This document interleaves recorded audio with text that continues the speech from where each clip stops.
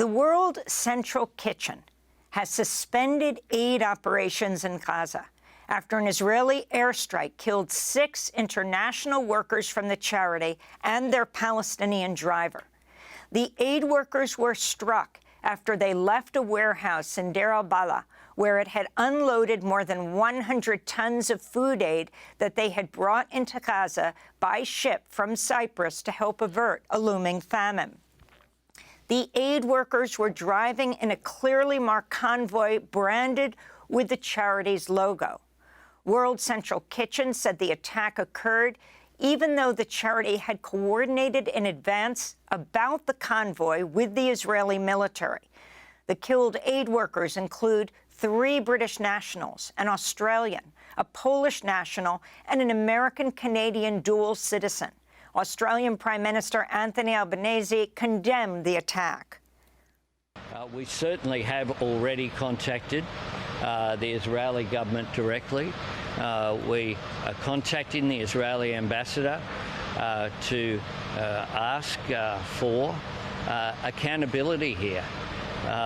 The truth is that this is beyond any reasonable circumstances. Someone going about providing aid and humanitarian assistance should lose their life. And there were 4 aid workers as well as a Palestinian driver in this vehicle. This is a human tragedy that should never have occurred. That is completely unacceptable.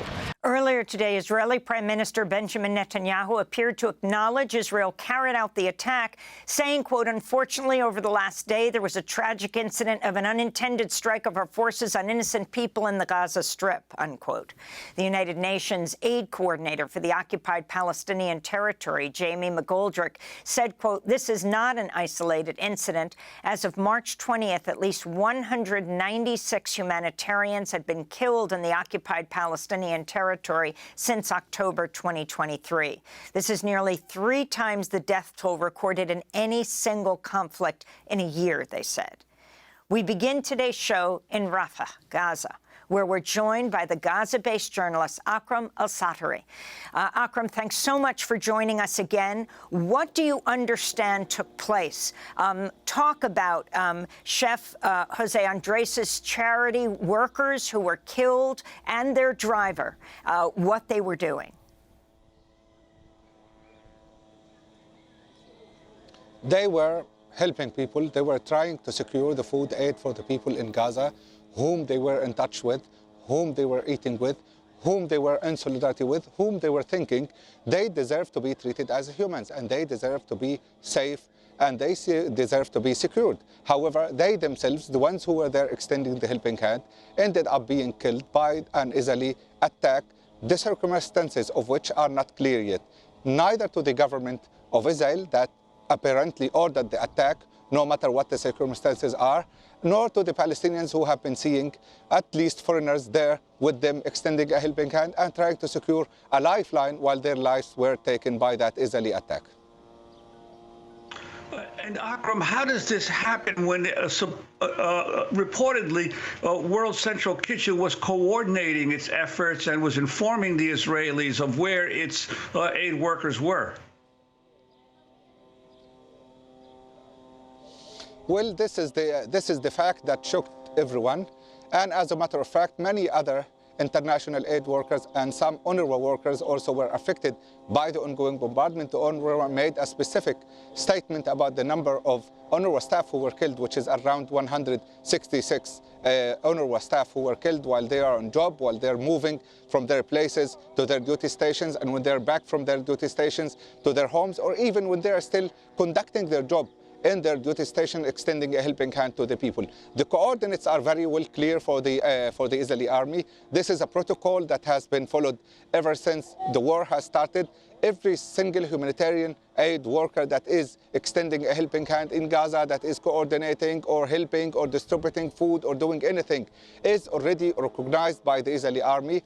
And the incident took place, and I think it's the full responsibility of the Israeli government now to clarify and to provide to provide justification, and not in the sense that justification of the killing itself, but rather demystify the circumstances that led to that catastrophic incident, given that it is not unprecedented event where many others lost their lives because of the way Israeli army has been dealing with the general population in Gaza and with the facilities that are supposed to be protected. As you have just said, the car was marked as a World Central Kitchen car.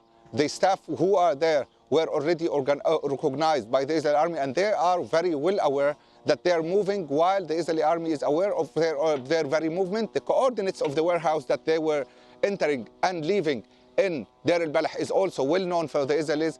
The place they were unloading the goods and the food items for the people of Gaza are also well known by the Israeli army. However, the incident took place, and I think it's upon the Israeli government to explain to the world and to the different countries, including Canada, USA, Poland, and also Poland, and I think UK, for how this happened and why this happened.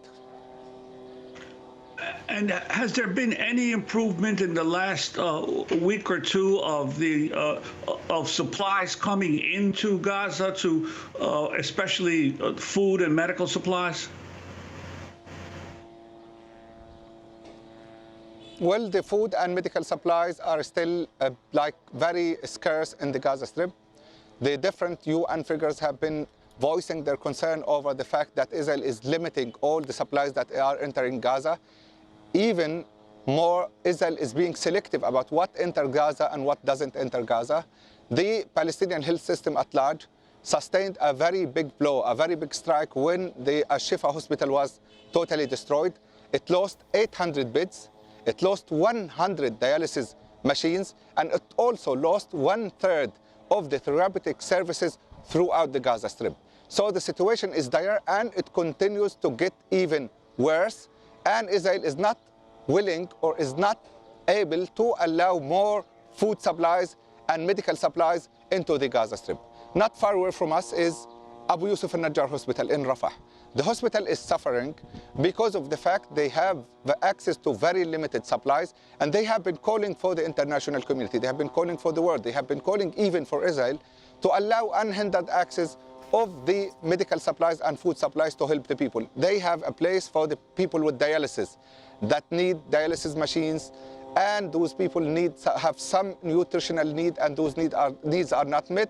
And if the situation continues the way it is, even the urgent and immediate medical needs of those people are not going to be met, which compromises their whole life. I want to talk about this in the context of the looming famine.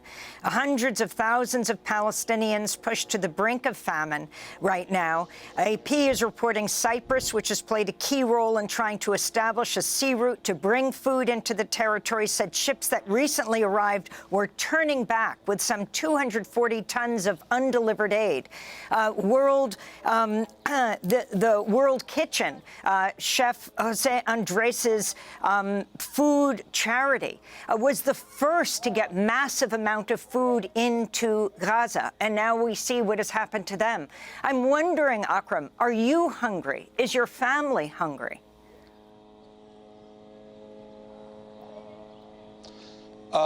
This is a very critical question. For you to understand, I am a Gazan. Gazan means I am living the very same circumstances that my people are living. Sometimes it's Ramadan time, and sometimes we eat one meal a day. Sometimes the meal is not as decent as you imagine for someone who's fasting for around 16 hours. This is the situation for most of the people in the Gaza. But to make a difference, people in the south of Gaza are living a little bit better life than the ones who are living in the northern Gaza.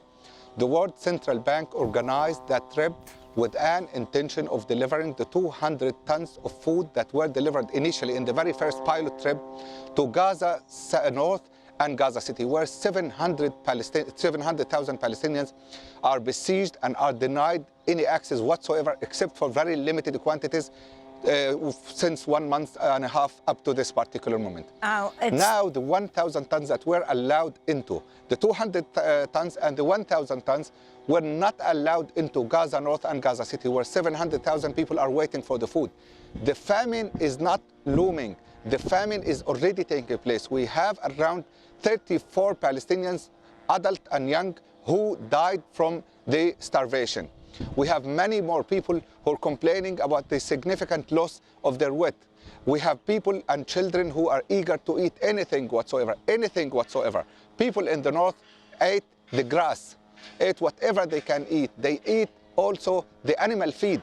They are sorting it out, they're cleaning it, they're grinding it, they're making bread out of it.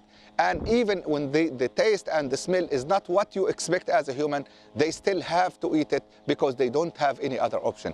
That situation continues to be very dire, and that situation continues to deteriorate. Now, some people organized and formed some special committees for the sake of just receiving the food that is allowed, the minimum food that is allowed from the road between Rafah, Khan Yunis and Gaza, Salah ad-Din Road. And those people ended up being targeted. 70 of them were killed, and more than 500 Palestinians were killed in different incidents targeting the people around Al-Kuwait roundabout and An-Nabulsi roundabout when they're waiting for the food, when they're waiting for to eat. 20 different incidents of targeting that took the life of 500 Palestinians and 70 of those who are working to organize everything. The way that is now done, the way that this targeting is done indicates that Israel is willing to deprive those people from any hope and any life whatsoever. I wanted to ask you about the Israeli Prime Minister saying he will ban the award-winning TV network Al Jazeera. This after the Israeli lawmakers, the Knesset, passed a bill allowing for the temporary banning of foreign broadcasters deemed to be a national security threat.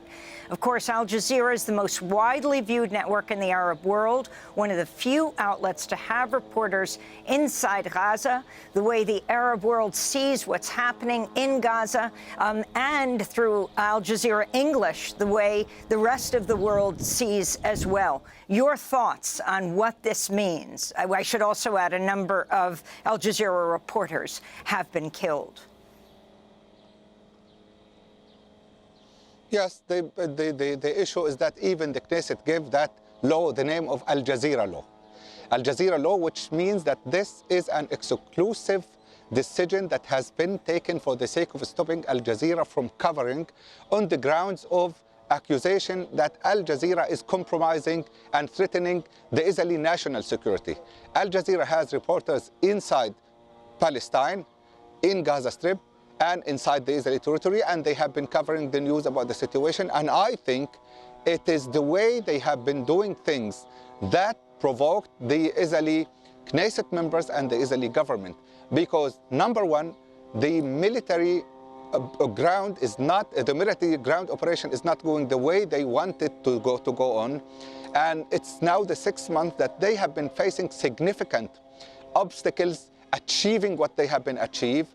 They have warned the Palestinians of an imminent transfer into the Egyptian side.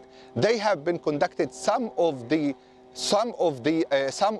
incidents that were described as genocidal behavior by the experts, and some of the footage that was provided by Al Jazeera was used also by South Africa when South Africa was wording and filing and providing the evidences about the ongoing situation in Gaza Strip. And that's why now Israel is defining Al Jazeera as an enemy and is trying also to chase any other news outlets that might be thinking of providing as comprehensive coverage as the one that Al Jazeera is providing, and which is so recognized by the global community and by the people in Palestine and different areas of the Middle East. So they are trying to stop Al Jazeera, but I don't think that they have the power. And when I say the power, because now we are shifting when it comes to the media.